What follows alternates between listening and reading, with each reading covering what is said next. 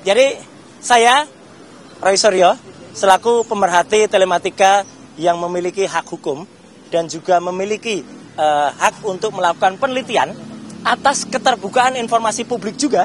Jadi Undang-Undang Nomor 14 tahun 2008, penjabaran dari Undang-Undang Dasar 45.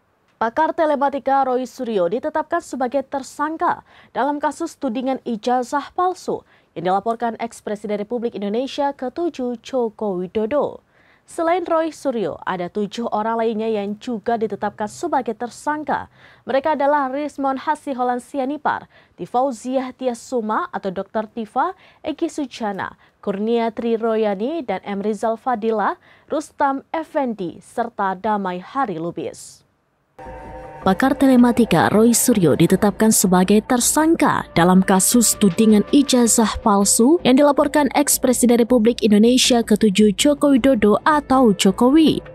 Selain Roy Suryo, ada 7 orang lainnya yang juga ditetapkan sebagai tersangka. Mereka adalah Rismond Hasiholan Sianipar, Tifauziah Tiasuma atau Dr. Tifa, Egi Sujana, Kurnia Triroyani, M. Rizal Fadila, Rustam Effendi, dan Damai Hari Lubis. Para tersangka tersebut diduga berupaya menghapus atau menyembunyikan informasi maupun dokumen elektronik serta memanipulasi dokumen agar tampak asli.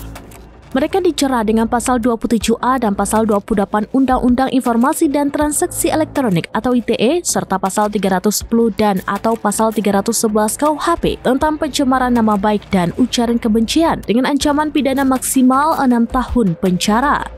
Namun Roy Suryo, Rismond Sianipar, dan Tifauziah Tiasuma menghadapi ancaman pidana lebih berat. Dalam penetapan tersangka ini, polisi diketahui tidak menyertakan bukti ijazah asli Jokowi. Sebelumnya, Jokowi telah berkali-kali menegaskan bahwa dia tidak akan memperlihatkan ijazah aslinya kepada publik. Jokowi mengaku dirinya hanya mau menunjukkan ijazah aslinya itu di persidangan nanti.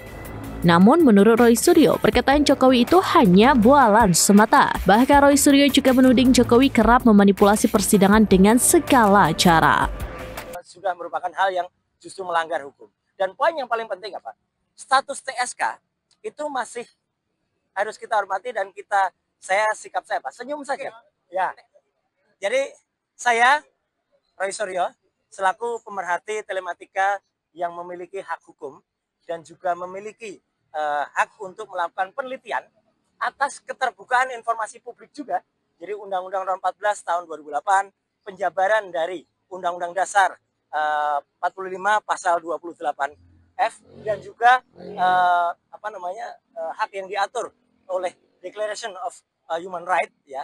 Jadi saya bebas atau kita sebagai warga negara bebas untuk melakukan apapun keterbukaan informasi dan penelitian, apalagi untuk dokumen publik.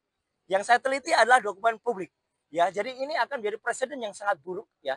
Kalau ada seseorang yang meneliti dokumen publik kemudian ditersangkakan dan kemudian dikriminalisasi, itu yang sangat buruk. Dan yang kedua adalah demikian informasi terkini Syedara Lun. Saksikan terus beragam informasi lainnya. Coba like dan share seluruh akun serambinews.com. Download Tribun X sekarang. Menghadirkan lokal menjadi Indonesia.